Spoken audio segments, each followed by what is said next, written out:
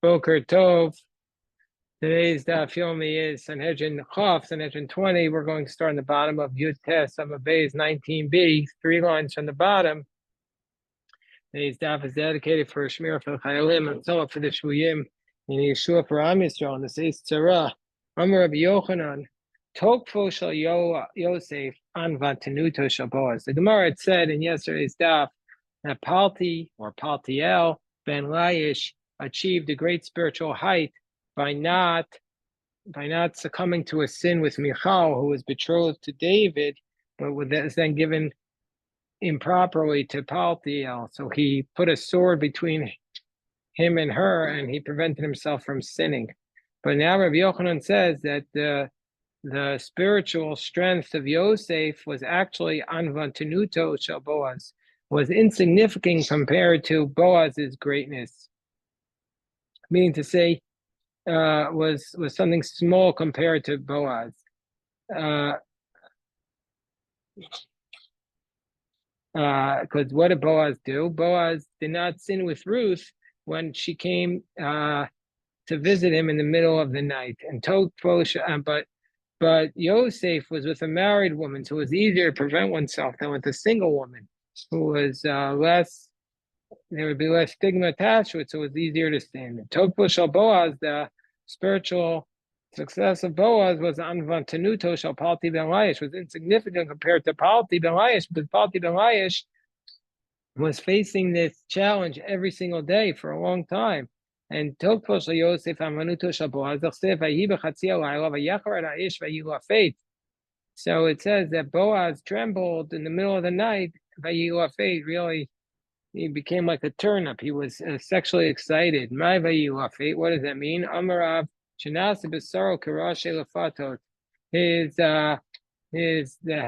his flesh became like basically became excited, and nevertheless, Tokfo shal Boaz on top of Chaf Amarav, the spiritual success of Boaz was Anva Tenuta shal Palti ben Laish, was insignificant compared to Palti. Kida Amra, like we said, that Palti had such a great challenge. He stuck a sword between his bed and Michal, on his bed between him and Michal. Kida Amra, Anamar Rabbi Yochanan Maidach Sev Rabot Banota Suchayel Ve'atalit Al Kulana. What does it mean when we say many daughters did tremendous feats, but you surpassed them? Rabot Banota Suchayel, that's Yosef and Boaz. Ve'atalit Al Kulana. Zepalti ben Laish. And Amar Rabbi Shmuel Bar Nachman, Amar Rabbi Yonasan, Maidach says Sheker Achein Ve'eval Yofi. Beauty is false. Sheker is grace is false, and beauty is fleeting. Sheker Achein de Yosef. Grace is false. That's Joseph. Heval Yofi ze Boaz. Yeras Hashem Yitalel Zepalti ben Laish, who's the greatest. Davar Acher Sheker Achein ze Dor Shal Moshe. That's the generation of Moshe. Heval Yofi ze Dor Shal Yoshua. They studied Torah, but they weren't as great. Yiras Hashem Yitisal, the Dor Shal Chizkiyahu. Chizkiyahu, they had so much oil that they were breaking the yolks from all the oil that they were using to stay up all night studying Torah. And there was nobody. They looked through every single house from Dan to Beersheba, it says, and they couldn't find anybody. It says this in the Gemara in 94b later on, that they couldn't find anybody who was unlearned. Rabbi Yehuda bar Rabbi Eli Zedor Shal Chizkiyahu. So the Gemara says alternative version.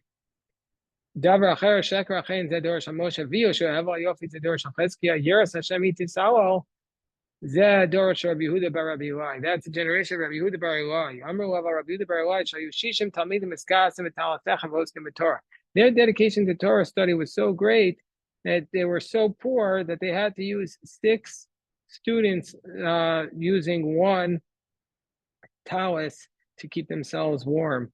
So that, but they were so poor, but yet they went together and they studied Torah. They didn't let anything stop them. So Meisel Meis Eino Yotze Mipetach Palter and Shalom. So now we're talking about the king. It says the Mishnah, if the king had somebody who died, he doesn't leave his palace. If he wants to follow the coffin, he can. David followed the coffin of Avner. Who was Avner? Saul had a general whose name was Avner, and then David's general Yoav killed Avner. So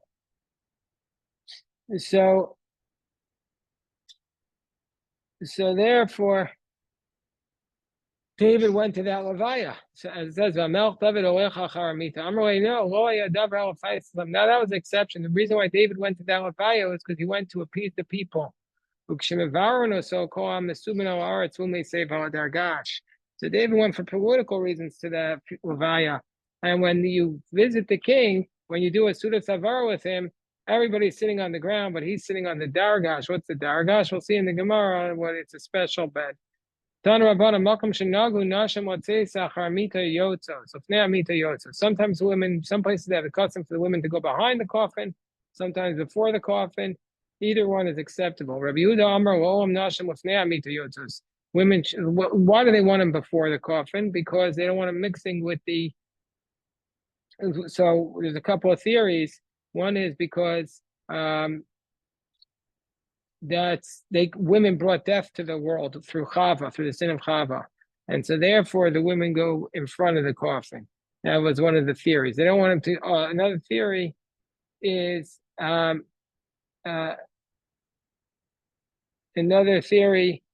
because we don't have to be concerned that the men are going to look at the women because you don't have inappropriate thoughts during a time of distress. The theory that says they have to go in the back is because it's inappropriate because the men might come to look at the women. He says, I'll prove to you that women go in front of the coffin. Because David went behind this coffin of Avner. And so that proves that for sure the women weren't there because David wouldn't be with the women. So obviously the women were in front. So they said to Rabbi Yehuda, no, that was only to appease the people, and they were appeased. David was trying to appease the people to show he's really friends with Avner. He didn't want him to die.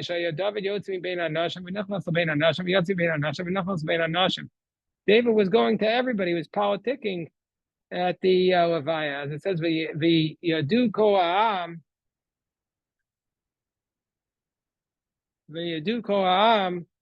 that everybody knew that all the people in all of Israel knew that the king wasn't the one who wanted to kill Avner, because otherwise the people were concerned. The Darish Rabbi David, that it says in the pasuk that all the people came and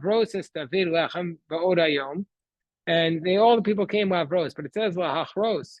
So Havros is an expression of giving a Sulas Havar, the meal after the Levaya. So it says Likaros the Karidom Havros.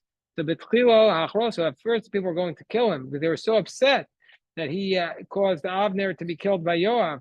Well, the Sofa Havros. In the end, they saw that David was mourning, so they came to comfort him. Amar Yehuda named Amar Rav named Avner. Why was Avner punished? He should have objected to the fact that Saul was not immediately giving the kingdom to David, and that he was trying to. He should have objected to Saul when Saul went to kill the city of Kohanim, and he didn't object. And since he had the ability to object and he didn't, therefore he was punished. He did object, but nobody listened to him. They both Rav Yitzchak and Rav Yehuda expound the verse. It says, "Vayikol Melech el Avner, vayomer akamos naval yamus Avner yadecho asiros v'raglecha lo nechushatim ugashu." So he says the king eulogized Avner, and he said, like a naval, like a terrible person should Avner die. Your hands were not bound, and your legs were not chained. And your legs were not basically bound up as well. So what do we do? How do we read this? How do we read this verse? So we read it as follows. Hold on one second. So according to the one of Rav Yehuda, who says that Avner did not rebuke Shaul, that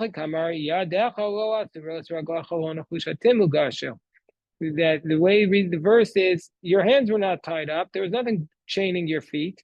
meaning nobody was stopping you from opening your mouth and speaking to Shaul and telling him, Shaul, don't kill the city of Kohanim. My time alomachita.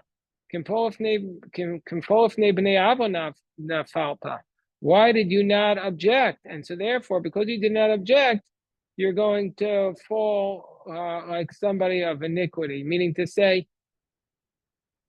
you're going to die. And the one who says he objected, but he wasn't responded, he was shocked. He says, should you die? Were like a wicked person? Weren't your hands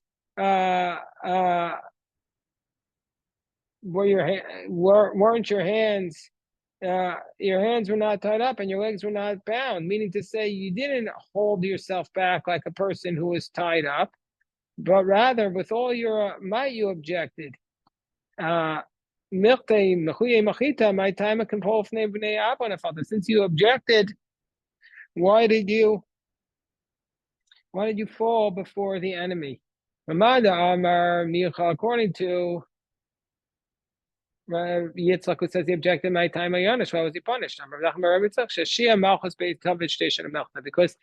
Because later on he helped Ishbosheth, Saul's son, be the king for an additional 2.5 years before appointing David. Do you have a question, Bill? How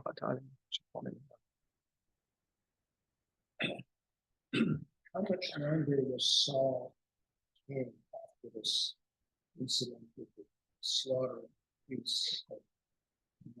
No, I don't know exactly how much longer. I don't think the text is clear about that point. I don't think the text is clear about how much time after Noah he was the king. But it was when David was already being pursued by him. Because that was the beginning of the pursuit. Seems like he was losing. Yeah. Well, the text says that. The text says that. So the Gemara says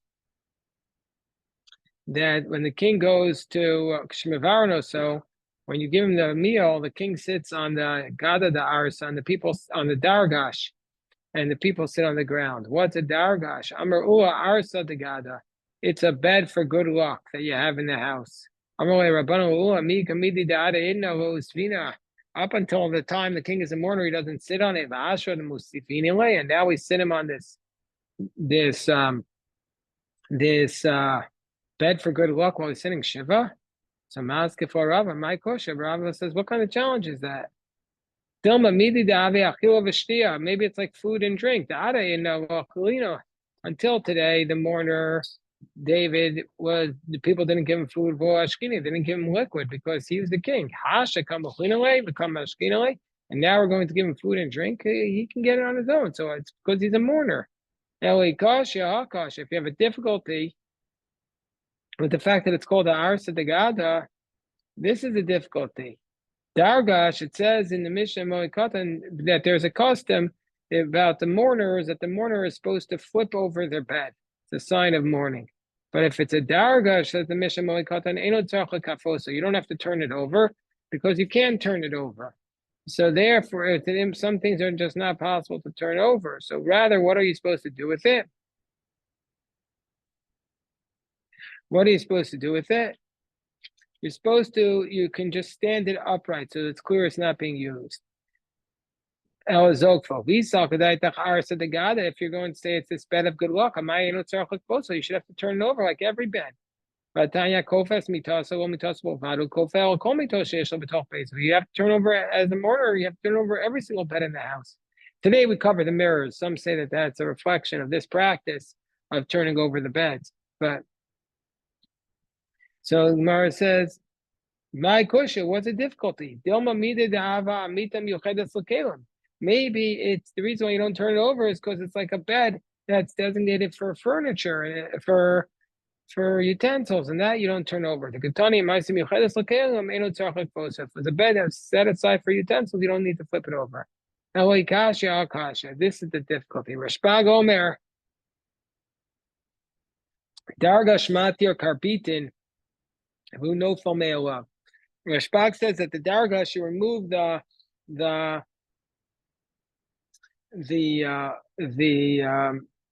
hooks, and then the mattress falls down on its own. If you're going to say it's the Arsa de Gada, this bed of good fortune, Karbita Miislay, the Arsa de Gada is like all the other beds, and it doesn't have the Karbitin. So regular beds don't have these hooks. El Kias Ravin Amar Ahumi Rabbanan Derav Tachlifa Shmei Daveshliach Pashuka de Gilda. It was found in the leather markets. And for Amar way, my dargash, it says, what's the dargash? Arsa Ditsoa. This is Rashi says, this is a leather cot, and you hang the straps on the lip of the leather that goes around it. And when you want to release it,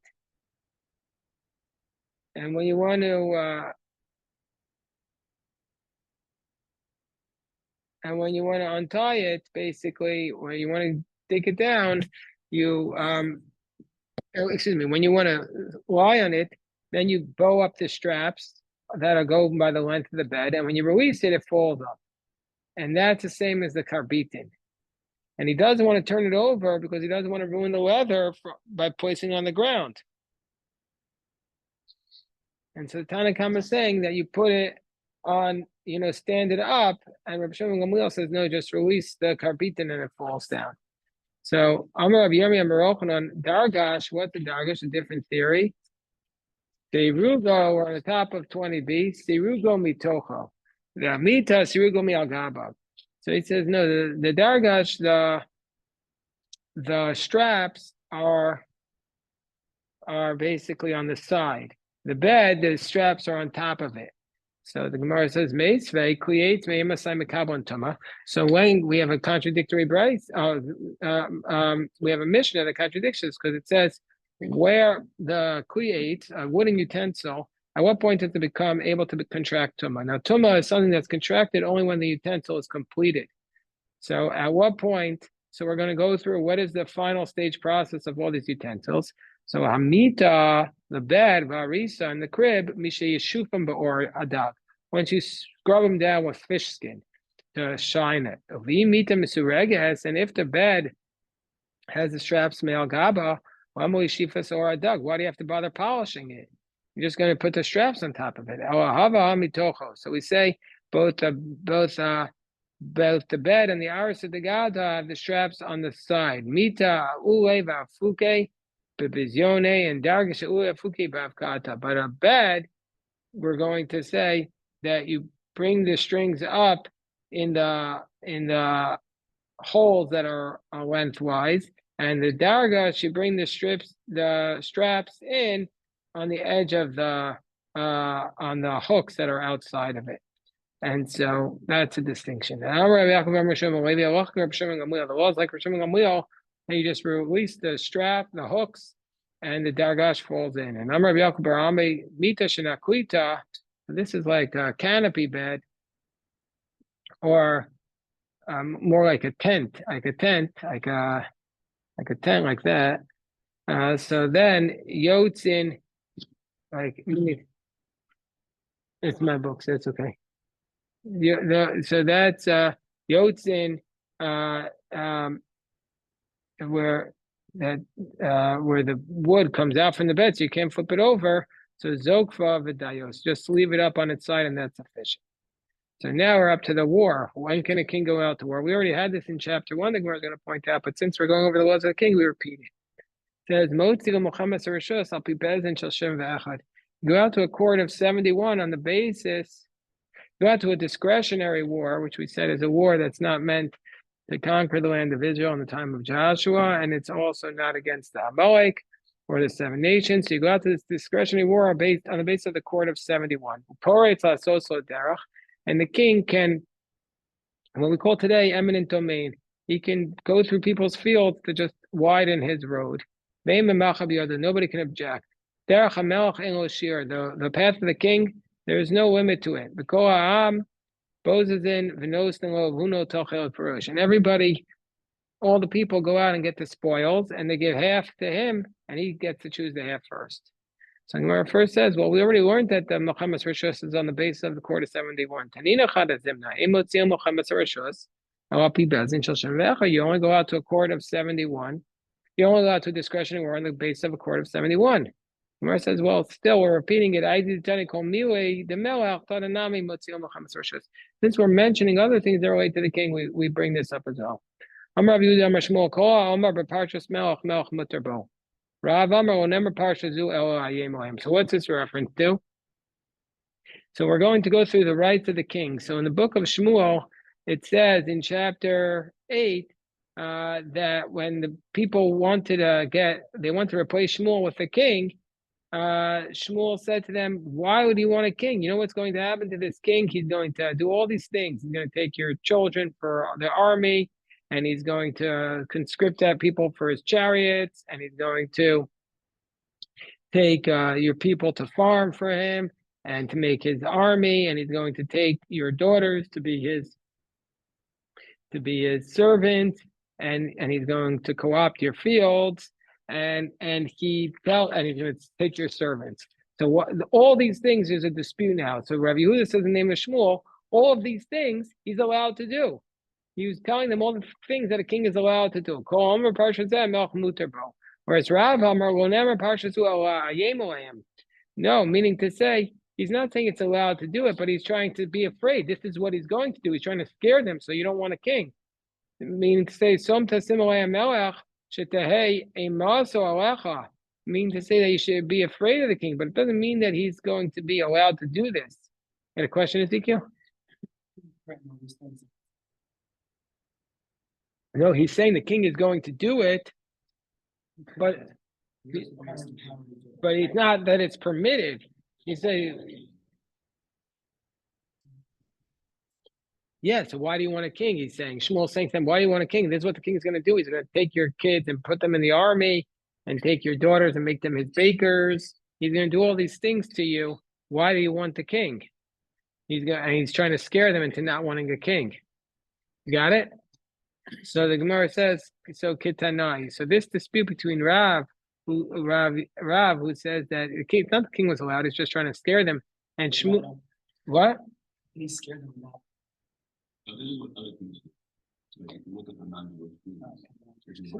So this is what happened, Ezekiel. They came to Shmuel Hanavi and they said, we want a king. And Shmuel Hanavi said, you want a king? Do you know what the king is going to do to you? So the question is, when he said that this is what the king is going to do to you, when he said all these things, the question is this what the king is allowed to do, or he's just going to do? This is what you're getting yourself into. So now, so that Shmuel says, yeah, the king is allowed to do it, and Rav says, no, it's just that he's trying to scare them that this is the way it's going to end up. Ketanai, Rabbi Yossi Omer, Kol Omer Parshas Melech Mutarbo. Rabbi Yossi says he's allowed to do it. That's like Shmuel. Rabbi Yehuda Omer Lo Nemra Alecha Parshazu El Kedela Ayim Ohem. He's just trying to scare them. Shenemra Som Tasimul Melech Shetei Masu Alecha. You should be afraid. Meaning to say that the terrible things are going to happen. And V'cheina Rabbi Yehuda Omer Shalosh Mitzvos Nitztavu Yisrael B'Knisa Sanu Aretz. There were 3 commandments that the children of Israel were commanded when they came into the land. One, to appoint a king, to destroy the seed of Amalek, and with no Islam base of Achira, to build a base of Mikdash. So, meaning to say, according to this first approach, yeah, the Jewish people had to appoint a king. Question is, are the Jewish people required to appoint a king? According to Rabbi Yehuda, yeah, they had to appoint a king. But Rabbi Norai says, no, the only reason why they were told to about the laws of the king was because they complained. But because you're going to say this, so then I'll tell you there are laws limiting the king's behavior, but not that it's a mitzvah to appoint the king. So whether or not the Jewish people were required to appoint a king is a machokas amongst the Tanaim. One opinion is that they're required to. The other one is no, it's just that they complained. So they said, okay, Hashem said you could appoint a king, but there are limits on him. The Hasidim say like this: you have to appoint the king, meaning to say, make Hashem the king over your life. And after that, destroy the seed of Amalek, get rid of your Yetzer Hara. And only then can you come to build the base of Mechira, only then can you have a spiritual union with God. Tanya Rabbi Elazar Omer Zakenim Shevador Kahogan Shah. So the whole question, the people in Shmuel's generation, did they act properly? So Rabbi Eliezer says they acted properly. It says, So the elders of the generation, they asked properly because they said, give us a king to judge us, meaning to say, we want somebody to make sure we obey the Torah properly.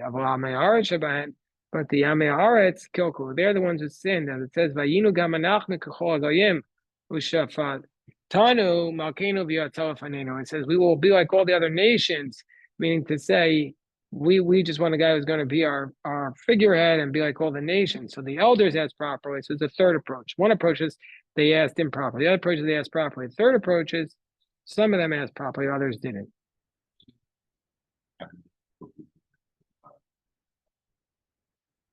Right. So that's the whole question here. What does it mean so some say it refers to the fact, there's a couple of other references in this chapter also to the king judging. So some say it means he can't sit on a Sanhedrin, he can't sit on a court, but he's allowed to do his own personal judgment because, I mean, how else? There are places in Tanakh where you see Shlomo Melech being a judge. Okay, Shia is adding to this conversation, and he says that they want to be like Ron says they want to be like the nations of the world who get judged by the king. Tanya Rabbi Yossi Omer Sholosh Mitzvot, very good. Shkoyach. Yossi said Sholosh Mitzvot Nestavi Yisrael B'Knisah Haaretz. They had 3 commandments. A, Amid Melech, to appoint a king. B, V'Lachrid Zar Shal Melech, to destroy Melech. And 3, who have no Islam Beis Ochir, to build up a Beis Hamikdash. Any Odea is a man Tchil. I don't know which one's first. Kishomer Kiyad Al Keis Yad Muhammad Hashem Ba'Amalek. When it says that there'll be the hand on the throne of God, a war against Amalek, the war of Hashem. First, they have to appoint a king, because that's why it says Kiyad Al Keis Ka. She'ein Kisei El Melech. The throne is for the king.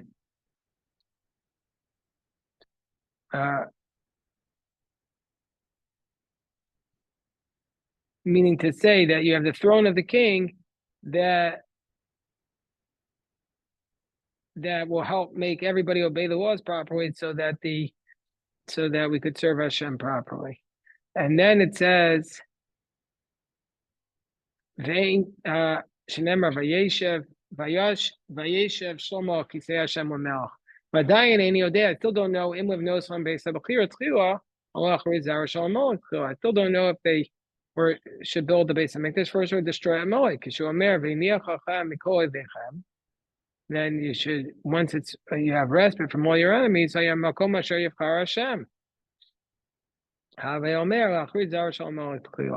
it says get rid of your enemies, and then you go to the Beis Hamikdash. So first you destroy Amalek, and only then. So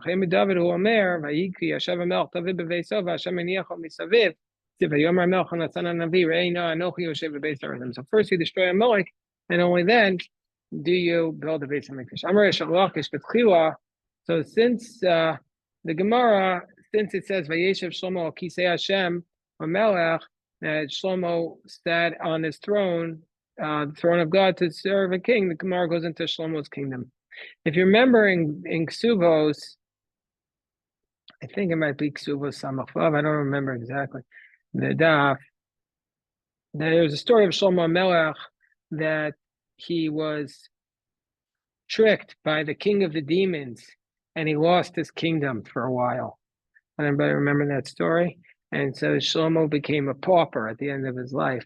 So the Gemara is basically going to talk about that theory, the theory that Shlomo, a very complicated figure, actually ended up losing his kingdom, even though it's not reflected in the text of the Torah, of the Tanakh. But there are certain things reflected in text, that he had 1,000 women who he consorted with, which is clearly against the Torah, as we're going to see on tomorrow's daf. Amar Shlakish, but Shlomo Yonim. At first, King Solomon was even the king over the upper heavens, as it says, Vayeshev Shlomo Kisei Hashem. Then he just ended up ruling over the lower people. Shenemar Ki Hashem Ki Hu Rodeh B'Kol Ever Nar Mitipsach V'Ad Aza. As it says, one is he ruled from one end of the world to the other. The other approach is that they were right next to each other. Just like he ruled over Tifsach and Aza, he ruled over the whole world. So we see Shlomo Melech was the king over Aza. Ubesofo Melch Elal Yisrael. In the end, Shlomo Melch only ruled over all of Israel. As it says, Ani Koelas Haisi Melch al Yisrael. And not only that, Ubesofo Melch Elal Yerushalayim. In the end, he didn't even rule over Israel. He just ruled over Jerusalem. It says, Divrei Koelas ben Nevim Melch Yerushalayim. Ubesofo Melch Elal Mitas. In the end, he was only the ruler over his own bed, as it says, he named Mitas Shal Shlomo. Just the bed was Solomon's. Ubesofo Melch Elal Maklo. In the end, he only ruled over his staff. It says, Ve'zaya chalkim mikormali. Rabbi Shmuel Chadamar Maklo, Chadamar Gundo. One says his staff, and one says it was his garment. Hadar lo Hadar. So after Shlomo ended up just having his own staff, that's all he had to his own name. Question is, did he get back his kingdom or not? Rabbi Shmuel Chadamar Hadar, Chadamar lo Hadar. One shita is that he got it back his kingdom. The other one is he didn't. This is the same dispute in the Gemara in Ksuvos. So the Gemara says there's a question whether or not he get it back. I'm surprised they don't reference this here. Okay. So Chadamar Hadar Chadamar Hadar. Madamar lo Hadar Melech v'Hedra. The one who says he never got it back, he was a king, and then he became a regular person. Madamar Hadar Melech Hedra to Melech. He was king, became a regular person again, and then he came back to be the king in the end.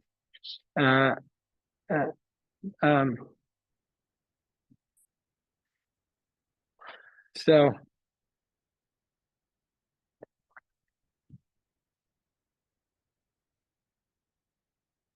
Mara says, Porta, so Derech Tana Rabbanan, Otros Malachim,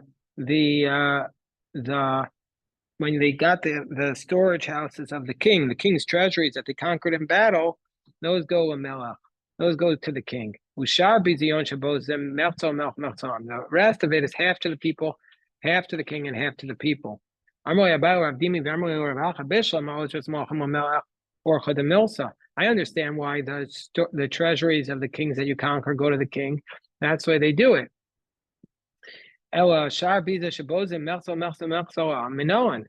we know that the rest of the spoils, they are split 50-50? What's the source for this?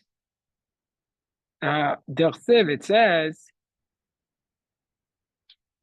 says, Vayimshchu Hashem u'nagiru et tzadok. It says in the pasuk they anointed. It says in the pasuk about the anointing of King Solomon, they anointed to Hashem u'nagiru et tzadok, meaning to say, it says Shlomo and Tzadok together. Makish Nagid, i.e. Shlomo, with Tzadok, to the Tzadok, the high priest. Mat Tzadok, Mechzelo, Mechzelach. Just like Tzadok, the Kohen, when he divides up the lechem upon him, he gets half, and half goes to his brothers. Af Nagid, Mechzelo, Mechzelach. The Tzadok Gufei, and how do we know that Tzadok HaKohen, when he divides up the lechem upon him, the bread and from the shulchan, on the table, he gets half, and half goes to the Kohen, to the other Kohanim. Tanya, Rabbi Omer, Aaron Levanav, Mechzel Aaron, Mechzel Levanav. Okay, that's today's daf. Tomorrow's daf talks about how many wives the king is allowed to have. He's not allowed to, it's a whole dispute. One opinion is 18, the other opinion is unlimited, and talks about the king and the Torah. It's a lot of beautiful discussions to have tomorrow's daf. Yasher koach to everybody, and